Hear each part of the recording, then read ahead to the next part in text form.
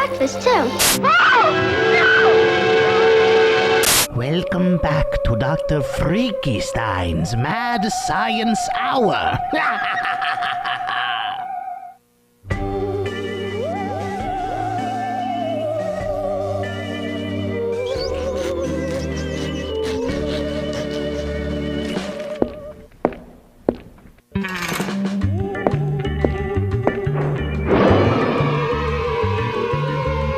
Greetings, my honored guests, and welcome back to Dr. Freaky Stein's Mad Science Hour.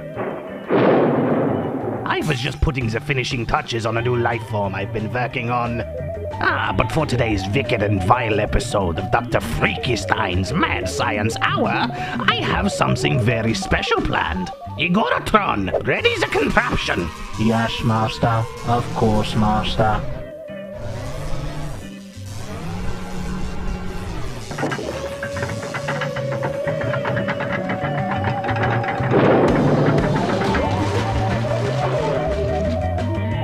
Behold, the Remaking 8001. With this device, I can input any old video game, and out pops an instant modern remake. It's absolutely diabolical! Allow me to show you how it works. Here is a copy of one of my favorite games of all time, Shenmue for the Sega Dreamcast. But on the monitor, look. It's old. Look at the polygons. This will not do. However, when we put the game into the Remaking 8001 and pull the lever... I said, pull the lever! Pull the lever! Oh, that lever. Of course, Master. The Remaking 8001 generates 10,000 volts of pure lightning.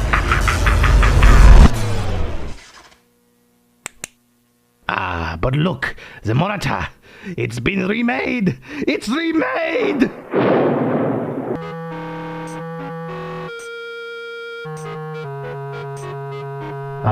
Master, this kind of looks like This device might need a little bit more tweaking. Cut to commercial! Cut to commercial!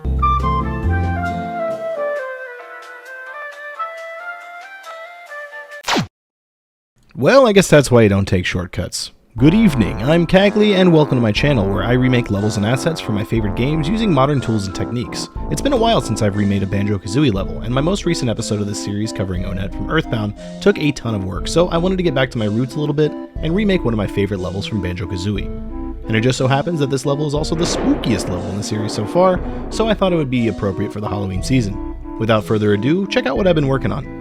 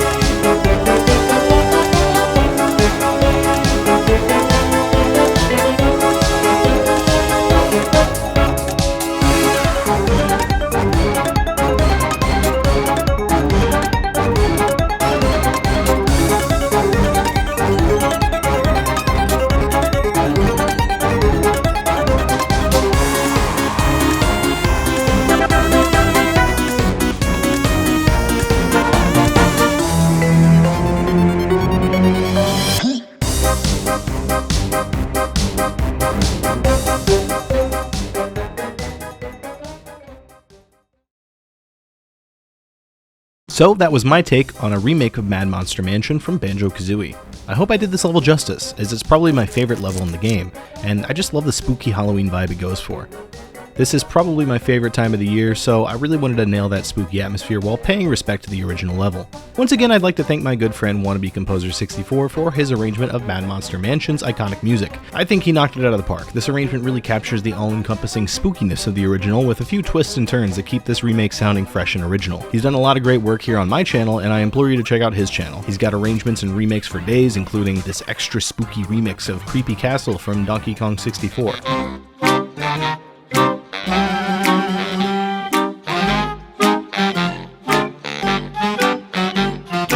His channel will be linked in the description as always. For the remainder of this video, let's take a closer look at the level in a bit more detail and explore different techniques and tools that I used to bring this level together.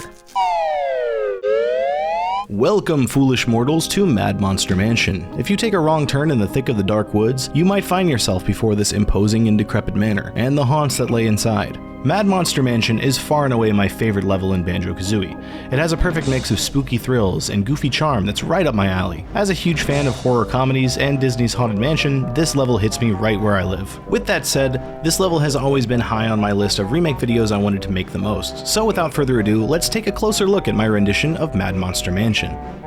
Entering this level, we get a pretty good look at the opulent yet rundown manor itself. I think that the design of this mansion really nails the haunted house vibe that the level was going for. For the remake, I wanted to push that even further, with warped and knotty wood posts holding the rickety house together, and crooked shingles reflecting the cold moonlight in a more visually interesting way. Rather than using flat textures to define these shingles, I opted to model individual tiles and randomize the rotation just a little bit. While normal and height maps can add a lot of depth and definition to materials, they can only take you so far, and these shingle tiles are low poly enough so as not to take a huge hit on performance while still looking good in practice. Speaking of height maps, I used a new technique to create the mossy brick material for the mansion's exterior. First of all, height maps are quite a bit different from normal maps. Normal maps define each pixel's normal value, basically the direction a pixel or vertex is facing, which greatly affects how light reflects off of an object. That's why normal maps are great for adding fake depth to materials. They define the direction that light bounces off of any given object or material. Height maps, on the other hand, are simple one-channel textures that contain basic height information, with black representing low height and white representing height. They can be used in a number of different ways, from vertex displacement to, in this case, blending multiple textures and materials. One Unity shader I use a lot is the HDRP Layered Lit shader, which I typically use to seamlessly blend terrain materials via vertex painting. If you want to learn more about how this process works, check out my Spiral Mountain and Mumbo's Mountain remake videos. I go into more detail on how that process works there. For this material, however, I didn't use vertex colors to blend between the shader's layers. Instead, I used the base brick material's height map to add some mossy ivy between the cracks of the bricks. This height-based blending can be used for a lot of things, like realistically forming puddles between stone bricks on a slick path, or lightly dusting a brick wall with snow. There's a lot of bricks going on here. You could say this project's got me a little bricked up. There are plenty of scary monsters and super creeps who roam the manor's grounds. The first of which we can encounter is Nibbly the Bat, hanging from the rafters on the mansion's veranda. As we come across more spooks and specters on our tour, I'll be sure to shout them out as well. Creating Nibbly was fairly similar to other enemies from my previous Banjo remakes. For the purposes of this video, and to keep myself on schedule, rather than programming unique enemy AI for this guy, I just made a simple idle animation of him hanging upside down and called it a day. On another note, I used the Brute Force Grass shader to create Nibbly's fuzzy fur. It's not too fancy, but it does look pretty nice and reminds me of the fur in Conker's Live and Reloaded for the Xbox, as it uses essentially the same shell texturing techniques that Rare used way back in 2005. The mansion is mostly locked up like Fort Knox in the original game. However, Rare gave players a few hints as to how you can enter the house and collect the spooktacular goodies inside. One example of the conveyance going on in this level design is the light shining outside the mansion's windows. That's something I wanted to keep in mind for this remake, conveyance. Level design encompasses a lot of things. Making a level look and feel good to play is important, but equally important is giving players little hints as to how things work without directly spelling it all out. This is commonly called conveyance, and I wanted to retain as many elements of that conveyance as possible in my remake. Most of the mansion's windows are boarded up, however certain windows aren't, and those that aren't boarded up have this yellowish light streaming out. Those exposed windows are just a few of your ways inside the mansion. Through the chimney, we can access the mansion's gigantic dining room, complete with an oversized dining room table and chairs. Perhaps too big to comfortably seat, say, a bear and a bird, but just the right size for Napper, the giant ghost trying to rest in peace at the center of the room. You might be enticed by the Jiggy that Napper is guarding, but be warned, Napper is a light napper, and one creak of a floorboard will stir this massive ghoul from its eternal rest. This rather oversized dining room was fairly straightforward to recreate, though some creative liberties had to be taken in this particular area. For instance, the dining room table, chairs, and portrait frames all have this ornate carving pattern to them. I'll get into it a bit more later, but I'll usually try to recreate these kinds of patterns as closely as possible in Blender, generating diffuse and normal maps. However, this texture in particular is just a little bit too complicated and low resolution to faithfully recreate, so I instead created an original pattern for these textures. Later on in Unity, I was able to add these normal map carvings as detail maps on top of a polished wood material using multiple UV maps. I'd say it worked out pretty well and allowed me to focus more on the rest of the area. Another decision that I had to make involved these portraits hung throughout the dining room. As you probably noticed, these portraits portray various spooky Banjo-Kazooie characters like Gruntilda, Dingpot, Mumbo Jumbo, and Klungo. In order to properly remake this particular aspect, I'd have to model, texture, and rig these characters just so I could put their pictures in this particular area. As much as I'd absolutely do something like that, I just don't have the time. I'm flying by the seat of my pants here, brother. So instead of not sleeping for 2 weeks trying to get all of that done, I did the same thing I did in my Banjo's House video from last year, just using the original textures for the time being. Speaking of that Banjo's House video, I used a free fire particle pack from the Unity Asset Store for the fireplace in that video, and the same goes for this video. Neat. As for our host, our ghost host, the massive spirit known as Napper, he was pretty straightforward to model, and I just gave him a simple sleeping animation. The mansion itself has many hidden rooms to explore and discover, and I wouldn't want to give all of this haunted house's secrets away. Also, I ran out of time. Thankfully, the mansion itself is only a small part of Mad Monster Mansion as a whole. We have the whole rest of the estate's grounds to cover, so let's move right along, shall we? Right next to the mansion's entrance is the iconic hedge maze, which comes standard with any spooky haunted mansion. But be forewarned, as this maze is haunted by a playful spirit known as a Tee-Hee, who chases the player around the maze. When remaking the Tee-Hee, rather than using my usual method of modeling in Blender and texturing in Substance, I instead handled the material entirely in Unity. After modeling a higher definition 3D model of Tee-Hee, I imported the model into Unity and gave it a material with a noise texture acting as an alpha mask. Changing the mapping type to triplanar, now the model's texture coordinates are in world space, so I can move him around and the noise texture stays put, giving him sort of an otherworldly appearance. After messing with emission values and attaching a modified smoke particle system, I'd say that this guy's looking downright spooky. I wanted to point out another more major aspect of this remake before moving on. The grass in this level once again uses the brute force grass shader from the Unity Asset Store, which uses a technique called shell texturing. Grass was a huge problem for me when I remade Spiral Mountain way back in late 2022, as I couldn't find a way to render grass in a way that was both efficient and aesthetically pleasing. That's when I found this grass shader, which I believe hits both of those markers for me. For this particular application of the shader, I used a more textured approach with the color of the grass, rather than the smooth meadow grass of the mountains, both Spiral and Mumbo, matching the original level's more bumpy and textured look. For the tall grass behind the mansion, I used the same shader with a longer grass pattern, which combined with context shadows made for a pretty solid tall grass effect. I actually opted not to use this shader for the tall grass in the Spiral Mountain remake, instead going with solid globs of mesh with a haystack texture, as I didn't think that the grass shader looked all that good in broad daylight, but I really wasn't a fan of how that turned out in the end, so with a bit of tweaking and a more moonlit environment, I think I made out alright with the grass in this remake. Alright, enough about grass. Let's move on to another area right next to the house itself. This area is home to a dubiously green fountain, with a Jinjo stranded atop, unable to get down, largely due to the vile whip crack planted inside the fountain. Whip cracks are nasty little creatures, these tentacle-like tendrils growing out of the cracks between wet stone slabs or dense foliage. These beasts aren't to be confused with their fleshy brethren Rip Lashes, but pack just as much of a punch, so be careful around this guy.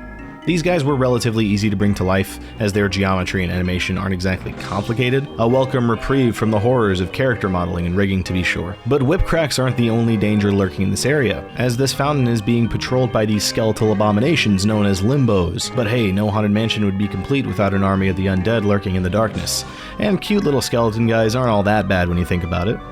You might notice that these skeletons are a bit odd in shape, and that's by design. Rather than fully reinterpreting the designs for a lot of the enemies you see here, I wanted to retain as much of their original appearance as possible. This resulted in a more angular and alien appearance for the limbos, and I think that uniqueness is one of the game's strengths. As good as some remakes look, a lot of the time developers tend to reinterpret character designs in ways that are incongruous with the rest of the game's art style, and I wanted to avoid that here. For certain enemies in this project, like the teehees and limbos, I had to relearn a bit of basic pathfinding and AI programming in order to get these guys up and moving in a convincing way. And by relearning a bit of basic pathfinding and AI programming, I mean bringing in an enemy I already programmed for Mumbo's Mountain and copying the logic wholesale. Essentially what this code does is generate a random distance, pick a point on the level's nav mesh, and travel to that point, waiting for a randomly determined amount of time until picking a new distance and destination. It's very simple, but it's the basis for pretty much any enemy in a game patrolling an area before they see the player. A nav mesh is basically a map for pathfinding AI to follow. It's generated from the level's geometry and gives the AI a sense of where it can go without running into anything or falling off the map. For teehee though, there was a little bit more to it. See, this guy can phase through walls, being a ghost and all, so I made sure to hide the hedge maze geometry before generating the level's nav mesh. This is probably a good time to mention another key goal I had in mind when creating this remake. Many of my video projects have a broader goal beyond faithfully remaking a game or explaining a concept. I usually have a more specific and personal goal going into each video. For my Onett remake, it was creating characters from the ground up. For my recent Switch 2 video, it was being more comfortable in front of a camera. For this video though, the big goal that I had in mind was to author more original textures. See, for the most part, I use pre-made PBR textures I find online through repositories like FreePBR, TextureCan, and Textures.com. However, Mad Monster Mansion uses a lot of specific patterns in its stonework and vegetation. For my remake of this level, I used a mix of these pre-made PBR textures and custom textures I created in Blender. So, how did I do that? Well, let's take this stone floor texture for an example. It's a pretty unique and singular pattern, so I knew I had to put some work in to recreate it. I imported the original N64 texture into Blender and traced the basic pattern using flat and blocky planes, later using Solidify, Bevel, and Subdivision surface modifiers to smooth out the corners and add depth. Getting the pattern to seamlessly tile is a bit of a challenge, as I had to duplicate shapes on the edges of the texture over making sure that the edges match up, so we have the basic shape and broad definition of the original texture in HD. I used Blender's built-in Workbench renderer with the normal mapping matte cap applied, which lets me generate a normal map pretty easily. For this particular material, that's all I really need, as I can create the material with this normal map and a stone albedo later on in Unity and tweak from there. This results in a high-resolution remake of the original game's texture. This technique was used for other materials as well, like the stone path leading up to the mansion, the brambles wrapping around the outer walls, and the hedges scattered throughout the level. Moving along through this locked gate, we can find this creepy well sequestered away in this moody corner of the level. What lies at the bottom of this well, the world may never know. Next up on our tour, what would a haunted mansion be without a creepy haunted shack surrounded by skeletons emitting a strange and wondrous glow? Not a very good haunted mansion. The final stop on our tour is probably my favorite landmark within Mad Monster Mansion, the haunted church, surrounded by the obligatory graveyard and adorned with stained glass windows. Mourners beware though, as these headstones are actually monsters called Rippers, and they're eagerly awaiting a chance to pop up and give you a good scare. However, these guys are balanced out by the kindly flower urns scattered throughout the graveyard as well. This door seems like it's shut pretty tight. If only there was a way inside. You know, I think I saw a switch somewhere around here. Aha, yes, that ought to do it. The haunted church is probably my favorite area in this level, and by extension the entire game, really. I don't know what it is, this place just seems so huge and really captures that spooky haunted vibe it goes for. For my remake of this area, I wanted to recapture exactly that, while pushing the boundaries even further with the lighting and materials, and can I just say, I'm a little bit proud of how this turned out, you know, just a little bit. Just a touch, just a little bit. First and foremost, you might notice the stained glass casting some ethereal light onto the pews below. This effect is actually pretty simple. I just put a spotlight here with the stained glass base color texture as the light's cookie. Light cookies are a neat lighting feature that Unity offers. They're basically image textures that affect the shape and color of pretty much any light you throw them on. That's pretty neat, and cookies can also affect volumetric lighting as well. That's how I got these immaculate god rays, quite appropriate for this area if you ask me. For the torches in the corners, I once again used the free fire particles I got from the asset store with point lights animated for a subtle pulsing glow. As for the materials, I had to create a few custom patterns for the gold trim and wood carvings on the pews and organ, and employed the brute force grass shader once more for the rug. At the end of the day, the PBR materials and lighting came together to create a really nice atmosphere, and I'm actually really proud of how it turned out, and I'm not afraid to say it. You hear me? I'm not afraid to say it! Gulp? I almost forgot to mention this church's esteemed organist, the spectral hand Mozand, or at least that's how I think you pronounce his name. He doesn't really have a mouth or anything to correct me, so let's just go with that. Mozand isn't the only spook or specter that inhabits this church, as it's also host to a few teehees, limbos, and nibblies. I absolutely had to remake the haunted church for this video, and I'm glad I got the opportunity to recreate my favorite area in Banjo-Kazooie. So that was my remake of Banjo-Kazooie's spookiest level, just in time for the spookiest night of the year. Consider hitting the like button and leaving a comment. Let me know what you think. Feedback on these videos is always appreciated, and it always helps with the dreaded algorithm. Thanks again for watching. I've got a few more surprises planned for 2024 and some big plans for 2025 and beyond, so make sure to subscribe and hit the bell so you don't miss a thing. Happy Halloween, everybody.